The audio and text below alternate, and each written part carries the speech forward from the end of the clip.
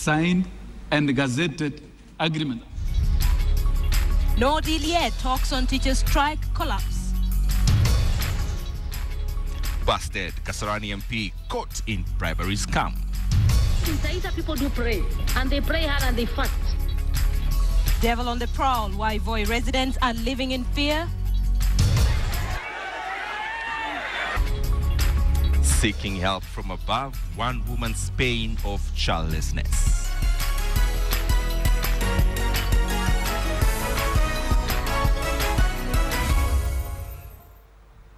Right, many thanks for joining us. We begin tonight with what can only be bad news for children in public schools and their parents. Well, talks that could have ended the ongoing teacher strike collapsed earlier this evening, setting the stage for a long-drawn standoff. Officials of the Teachers Union NAT walked out of the meeting after at least 8 hours of talks with the government side. Well, the government says it is ready to resume negotiations, but only after NAT calls off the teacher strike. NAT, on the other hand, is vowing to continue with the strike until its demands are met. Well, KTN's senior reporter Rita Tinina begins our coverage tonight. After days of a hardline stance against negotiations, top officials of the Kenya National Union of Teachers ate humble pie and agreed to meet the government for negotiations over their demands. The talks brought together officials from the Ministry of Labour, the Teachers Service Commission, the Salaries and Remuneration Commission, the Ministry of Education and the National Treasury. The meeting, which kicked off at 10 a.m., was slated to take no more than 3 hours, but it went on for more than 7 hours, with the two sides remaining deadlocked. From time to time, the opposing sides walked out of the meeting to consult. At one point, NAT demanded that the Salaries and Remuneration Commission officials be excluded from the meeting. Narudi tunamaliza. Watoto wetu watasoma. Labour Cabinet Secretary Kazungu Kambi also left the meeting shortly after the parties resumed for the second round of talks in the afternoon. He returned 2 hours later. From the union's side, shortly after 7 p.m., the talks collapsed after NAT officials walked out of the meeting. When they came this afternoon, they were saying they had good news. But the good news to us was there was a court order, and that court order is barring negotiations. The government said it was ready to resume talks with NAT, but on condition. The NAT are supposed to call off the strike and have not done that. So we cannot go on, because doing that will be breaking the law, and I cannot do that. NAT insists the government has not put any offer on the table and is vowing to continue with the strike. We are urging all the leadership countrywide to intensify their strike activities. Kupet officials who were scheduled to meet the government at 2:30 p.m. were kept waiting as the government and NAT tried to reach a consensus behind closed doors. The officials are now expected to meet with the government on Thursday. Rita Tinina, KTN. Well, that leads us to a big question tonight, and we ask, should NAT call off the strike as demanded by the government? Should NAT call off the strike as demanded by the government? Send a yes or no response with a brief comment to the number 8040. You can also tweet us at KTN Kenya, at James Matt, and of course at Lindo Gutu. We will sample some of your views at the end of this bulletin. Indeed.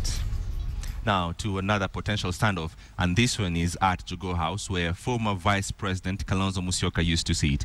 The Secretary to the Cabinet, Francis Kimemia, has now ordered all civil servants working in the building to vacate it immediately to give room for the Inspector General of Police. Now, many analysts believe Kimemia, who has since lost the job of Head of Civil Service, no longer has such powers. And as Aaron Ocheng reports, the move has created anxiety in government circles over Kimemia's job description. Secretary to the Cabinet Francis Kimemia could still be playing the role of Head of Civil Service against the law after he ordered hundreds of civil servants to vacate Iago House immediately to pave way for the Inspector General of Police David Kimayo's occupation. What is also not clear is why Kimayo cannot be housed at Vigilance House, where previous police commissioners' offices were situated. The building, one of the oldest government structures, is home to various departments with over 600 civil servants occupying the offices there. Late last month, Interior Affairs and Coordination of National Government Secretary Joseph Olelenku toured the building on a familiarization tour. The letter read in part, "This is to notify you that the government has allocated Iago House A building, formerly Office of the Vice President, to the Inspector General and the National Police Service Commission. Consequently, all current occupants are required to vacate immediately, as the Inspector General has been instructed to move into the building immediately." The state employees occupying the building read sinister motive in the order, wondering why the secretary to the cabinet cannot write to them directly and addressing them as occupants and play a role reserved for the head of civil service. Asked about the fate of the state officers evicted by the notice, Principal Secretary in charge of Interior and National Coordination Mtia Iringo said the Ministry of Housing is making alternative arrangements for acquiring offices for government officers. All the senior officers who worked under the defunct local government ministry and now devolution ministry, Kenya News Agency, as well as government spokesman office have to vacate the building. Aaron Ocheng, KTN. Right, in Parliament, the two houses remained at loggerheads today, with the Senate now warning of a constitutional crisis. Members of that house claim that the National Assembly is plotting to approve 8 bills concerning counties without the Senate's input. And now speakers of the two houses have kicked off a war of words that could deepen the crisis. KTN Samogina now reports on the unending sibling feud. The acrimony around devolution takeoff played out both in courts and at the floor of the National Assembly. At the Supreme Court, the Senate, through its lawyer Feroz Noruji, warned of a lacking constitutional crisis should 8 monetary bills tabled in the National Assembly be approved. The Senate claims the National Assembly is undermining the Constitution, debating money bills without the Senate's input. All the bills currently under consideration by this House fall in this category, and it is expected that the bulk of the proposed national legislation to be considered by the National Assembly will always be within this category.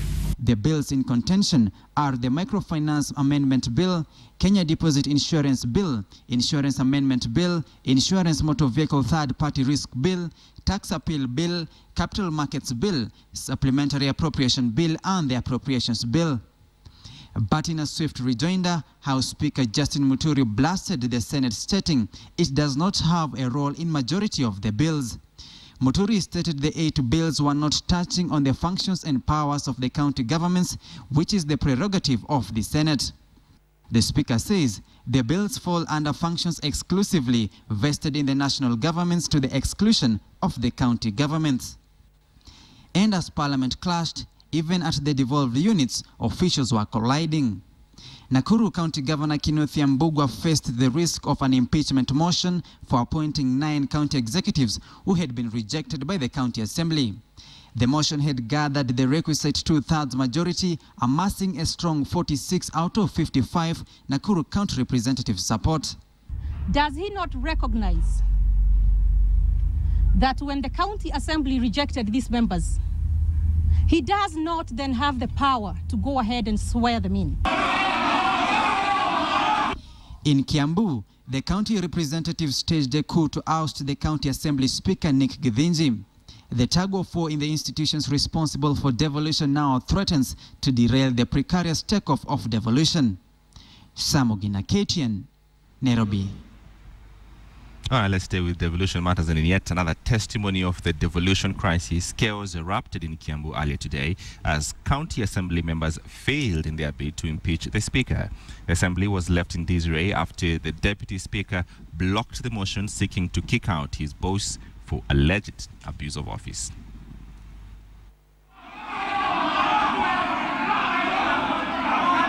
Drama ensued during an attempted motion to impeach the Kiambu County Speaker Nick Ndishu, as members of the County Assembly opposed to his leadership style and successfully tried to strip him off his role as Speaker.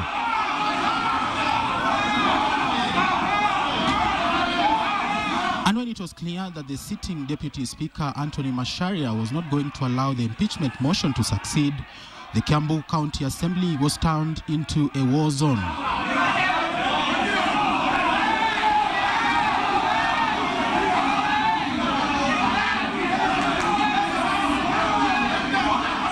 The bone of contention is an allegation that the Speaker, who doubles up as Governor William Kabogo's lawyer, is said to be inaccessible and is accused of using derogatory language when speaking to the representatives.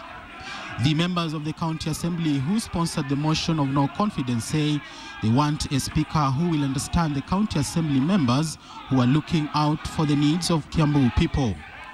All members are supposed to be present when we elected the Speaker, and all were not. That means he's in the office. I think we have seen impunity fighting, because this is what we have been fighting for, this is what we have been fighting to eradicate, but incidentally, the Deputy Speaker has technically fired the Speaker. My ruling may not have appeased everybody. Some of the members may not have liked it, but that is a rule. And it is important that as we conduct business in this house, we ensure that we are guided by the provisions of the law. Through the County Assembly standing orders, the Speaker may be removed from office by the Assembly through a resolution supported by not less than 70% of all the representatives. 52 out of the 60 elected County Assembly members supported the motion. In Eldoret, it was drama of a more personal kind when a woman was rescued from what residents insist was a suicide mission. 50-year-old Cecilia Samoei was pulled down from the top of a tree where she claimed to have gone for prayers after years of childlessness. But residents insist Cecilia was trying to end her life. Our North Rift reporter, Mercy Kandie, now has the story of desperation that has shocked a village. Her screams are for the pain she feels both physically and emotionally. 50-year-old Cecilia Samoei caused a drama in Kamagut village in Uasin Gishu County. Villagers found her on top of this tree with a rope and a sack. Her mission here, she says, was to pray after 30 years of failing to get a child. The villagers, however, claim it was a suicide attempt.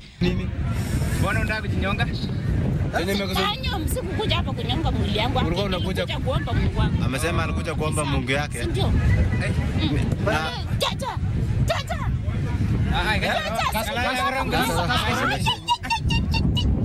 As crowds gathered, requests were made for her to get down, but she refused. Alafu tukamwambia shuka, akasema sitashuka, itakuwa nimejifunga siku 5 kuomba, sababu Mungu nataka nijifunge siku 5, Mungu asikie maombi yangu. Sina mtoto. Her barrenness makes the community look down upon her. She says she was to pray for 5 days on top of this tree. What raised an alarm for the residents, however, was the rope she had with her and how high she had climbed.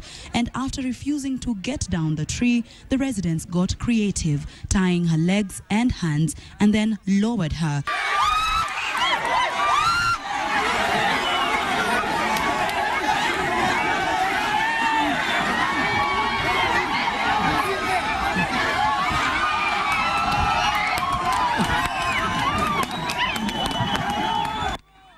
Her husband, who has married another wife, says she is mentally stable but desperately wants a child. Vile amefanya namna hiyo ndio tunaenda kuongea alafu tunatatilia hiyo maneno ya mtoto. Cecilia says trying to get medical help has been too expensive for her. After recovering from the shock, Cecilia left with her husband, leaving behind a scene that left tongues wagging in the village. Mercy Kandie, KTN, Uasin Gishu County. Let's stay with religious matters and to a different kind of power now. In Taita Taveta, residents are now living in fear after they discovered leaflets inviting devil worshippers in the town to an urgent meeting. The invitations that were scattered in the town summoned what they called followers of darkness to a night gathering in a nearby forest. And as Wilkis Tanyaba reports, the followers have been asked to carry some rather unusual items to the place of worship. Take a look. The contents of this letter have denied many a resident of Taita Taveta a good night's sleep. This is one of many leaflets that found their way to the streets of Taita Taveta, distributed by unidentified persons and addressed to a group referred to as the Department of Darkness in Taita Taveta County, a supposed reference to the devil worshippers in the area. The writer, who signed off as Lucifer, chastised his followers for abandoning their duties and in the process allowing the forces of good to thrive in the area, as evidenced by enterprises that are flourishing. The followers were summoned for a meeting to strengthen their powers and overcome good. This all-important meeting was set for 2nd of July, with all the followers of darkness in the area expected to head to Mwambirwa Forest in Voi district for a session scheduled to begin at 11 at night and to run until 3 in the morning. Hiyo kitu nafaa watu wazingatie maombi sana. Ani tusilale kwa sababu sasa tunapigana vita na shetani. The letter was categorical about just what the supposed devil worshippers were required to bring to the meeting: sand from churches and schools and a bottle of blood. And in the time between the invite and the date of the meeting, they were to cause chaos by confusing Christians and making them too lazy to pray, and with this overcome them. Some would find comfort in the belief that the leaflets were a well-orchestrated prank. Others would turn to religious leaders for words of reassurance. Propaganda si leo tumeasikia Voi. There is a time kuna chief alikuwa kitwa Idinyoka alisema pandeni mvua itanyesha. But watu wakaenda kipropagate wakisema nyoka imesema watu wapande chakula kutanyesha. Kwa hivyo I believe ni kwamba shetani ni wewe mwenyewe. Hii mambo ya devil worship, devil ni wewe mwenyewe. Ukiona amini Mwenyezi Mungu, there is nothing of sort. But in the run-up to the date of the meeting, residents kept an eye out for the extraordinary, holding their breaths until the 2nd day and night of July passed. And as to whether the meeting came to pass, only those for whom the leaflets were meant can tell. Wilkes Tanyabwa, KTN in Nairobi. Let's now move to a story that touches on every single Kenyan. And the Kenya National Commission on Human Rights has urged members of the National Assembly to rise above partisan interests and shoot down proposals to impose a 16% value-added tax on essential commodities. The VAT Bill 2013 proposes to tax basic commodities and services such as food, medicine, electricity, and agricultural products that were previously zero-rated. The Commission says the government should not trample on economic and social rights enshrined under Article 43 of the Constitution at the expense of raising revenue. The ruling elite are at a disadvantage. They completely cannot appreciate what it means when the price of bread increases from 40 to 50. They can't understand. And so the question that the government wants to ask itself, do the concerns of the ordinary mwananchi mean anything to the government? If the concerns of the ordinary mwananchi mean anything to the government or any coalition, then you would think they would obviously, make decisions with the interests of the common mwananchi. You are seeing ordinary men and women who are not able to even put food on their table. They are pleading for help. They are pleading for understanding. They are going to Parliament. They are going to the office of the President. They are going everywhere because they know they shall hurt. So in the same breath, State House has issued a statement this evening on the proposed VAT changes, saying that the Jubilee Parliamentary Group meeting yesterday agreed that amendments will be tabled in Parliament to allow for exemption of maize flour and bread in the proposed VAT bill. A successful amendment will ensure these vital commodities continue to be zero-rated. Let's see how this goes. Smart. Thanks, Linda. Now, Kasarani Member of Parliament John Njoroge will spend a night at the Kilimani police station as he awaits to be charged tomorrow at the anti-corruption court for receiving 100,000 shillings bribe from a contractor. Now, the MP was arrested by anti-corruption sleuths and grilled for several hours at the Integrity Centre. This was after the Commission received a complaint from the contractor that the lawmaker was demanding 150,000 shillings bribe from him in order to authorize his payment of over 3.3 million shillings from the Constituency Development Fund kitty. Njoroge served as a deputy mayor for Nairobi before he contested and won the Kasarani constituency seat on a TNA party ticket in the March 4th polls. The contractor had constructed a tuition block at Babadogo Road Secondary School, a job already done. And today, on 3rd July 2013, the Horn member was arrested in a sting operation by the Commission after he received 100,000 shilling bribe from the complainant. All right, let's turn your attention to our big question tonight. We're focusing on the teachers' strike, so talks to end that strike collapse today. That is why on our big question tonight, we're asking you, should not call off the strike as demanded by the government. Let us know what you think. All right, send us a yes or no response to the brief comment to the number 8040, or you can tweet at Linda Ogutu, at JamesMart, or at KTN Kenya, and we'll sample your views during this live newscast or at the end of this live bulletin. You're watching KTN Prime. Thank you so much for staying with us. Just ahead.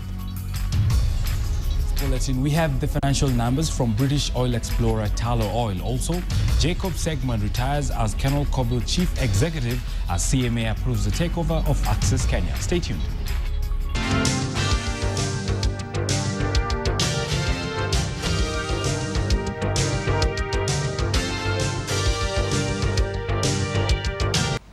All right, welcome back. You're watching KTN Prime. Now, police in South Africa have broken the gates of a homestead belonging to Nelson Mandela's grandson, Mandela Mandela, as the family feud over the burial of the icon's sons continued. The latest development came after the court ordered Mandela to exhume the bodies of 3 of Mandela's children from that homestead as they were buried there without the family's consent. Ashamuelu reports on the ongoing Mandela family feud from Johannesburg. South Africa woke up to blaring headlines that the Mandela family was yet again at loggerheads. All local dailies splashed the story of the court battle that has created a divide among the family members of anti-apartheid icon Nelson Rolihlahla Mandela. Mandela Mandela, one of the former president's grandsons, was ordered by a South African court to return the bodies of 3 Mandela children to Kunu, where he had exhumed them in 2011 before reburying them in Mvezo, Mandela's birthplace. Local media report that Mandela Mandela's plan was to open a heritage center dedicated to his grandfather in Mvezo, where the graves are at the moment. A majority of the Mandela family, however, led by Mandela's eldest daughter Makaziwe Mandela, moved to court to challenge Mandela's plans. The court has now ruled in favor of Makaziwe and the other 18 family members against Mandela. Outside the Mandela residence in Houghton, Johannesburg, however, dozens of South Africans continue to leave gifts and messages to the ailing icon. Most of those who come out here to offer their prayers say they're disgusted by the ongoing family feud that is seemingly overshadowing the message of unity pioneered by Nelson Mandela himself. I just hope they can settle their matters, because in the eyes of the world, I think this is actually shocking. To have a man lying on his being so ill or whatever it is, and to have all this dispute among the family. It's actually disgusting. Mandela was wrong in the first place to exhume those bodies. Yeah, he was wrong. It is not the right time. They should respect the greatness of the man and respect his dignity. And whatever the circumstances, he must go in peace. He must not go with this burden over his shoulder that, my family, I've left a wonderful family out there and I've left a legacy behind, but they are disputing over minor issues. This evening, police broke down the gates of Mandela's homestead in Mvezo and after a small spiritual ceremony, exhumed the bodies from the disputed graveyard and transported them back to Nkunu, where they were buried again. Ashamuelu, KTN, Johannesburg. Well, this is KTN Prime. Thank you for staying with us. We're taking a short break. Bonnie Tunya is up next with the day's business news. Negotiated, signed, and gazetted agreement. What are we going to negotiate? Good evening and welcome to Business. My name is Boni Tunya. Analysis by British explorer Tallow Oil from both Ngamia 1 and Twiga South 1 wells have resulted in the doubling of Kenya's estimates of net oil pay to 200 meters and 75 meters respectively. This simply means we have more oil. Now, the flow testing program at Ngamia 1 in the Lokichar Basin has now been successfully completed with a cumulative constrained rate flow totaling 3,200 barrels per day. Now, an optimized flow rate potential of about 5,000 barrels per day per well and significantly increasing the discovered volumes. Now, samples of the reservoir fluid confirm a new discovery of net pay over just about 40 meters in the Awerwer and the Upper Lohone targets, bringing the expected estimate in Lokichar Basin to about 250 million barrels of oil. Now, this happened as tallow shares grew by 3% at the London Security Exchange.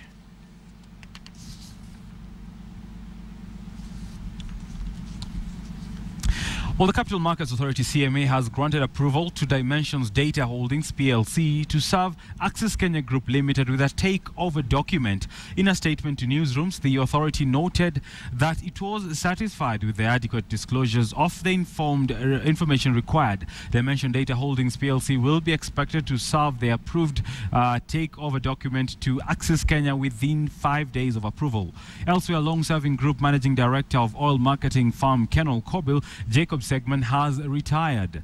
Segman, who joined the company in 1990 before being promoted to the MD position in 97, only recently resigned as chairman of the firm's board. He will be replaced by the current general manager of Kenyan subsidiary David Ohana.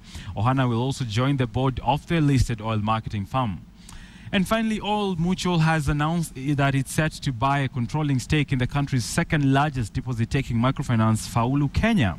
Now, the move will allow Faulu Kenya to meet Central Kenya's requirements of a diversified ownership and which bar investors who are not banks, foreign finance companies or a government from owning more than 25% of the local banks. Right, and now for a look at other stories that also made headlines in the world of business. Here is the Business Wrap. The Swedish government has supported Kenya's transitional efforts to evolve system with a 400 million shillings kitty, which will go towards the realization of better services for urban poor.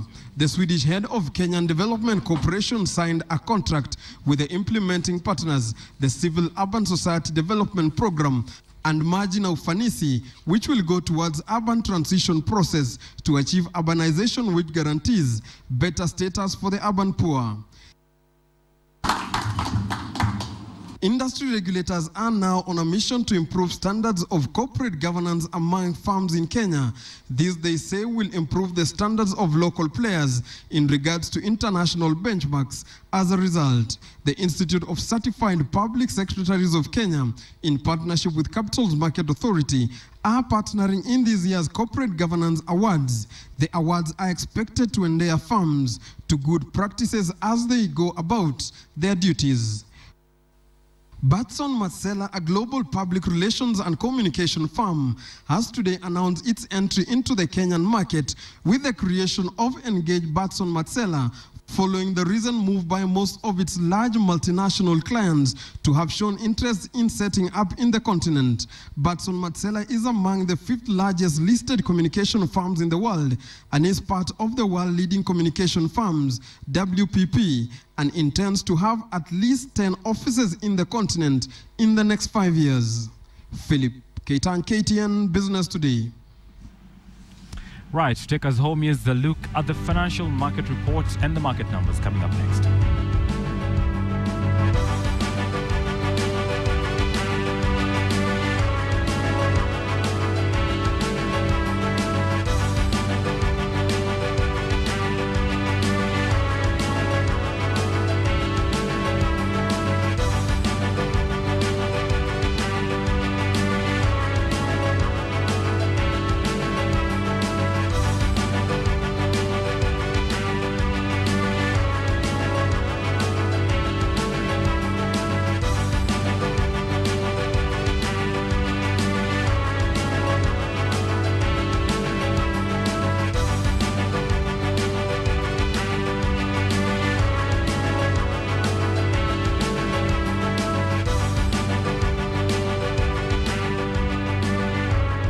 All right, welcome to your sports brief. Now, Football Kenya Federation has finally confirmed Jacob Ghost-Mulee as the new technical director. The former national head coach is expected to spearhead the recently launched 10-year strategic plan. Meanwhile, Harambee Stars head coach Adel Amruche is incensed by the foreign-based players' dropout ahead of the COSAFA tournament. The Stars leave for Zambia on Thursday. The COSAFA is important for the team and prepare the future. You know, now if I take this team or some from the player, we call him, we don't come, why you play this COSAFA? We broke only the league. Why? If we play COSAFA, we need all the team, all the players, because it's like friendly games. You know, the people Jinim a lot, you know, Jinim, all the people want to, you know, I call some players, now I don't have answer.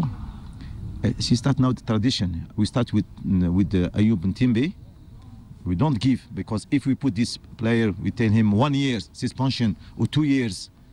Maybe we give good example for the other players, but we do nothing. All right, Athletics Kenya Chairman Isaiah Kiplagat wants National Olympics Committee to take a leading role in developing and aiding the youth in the country.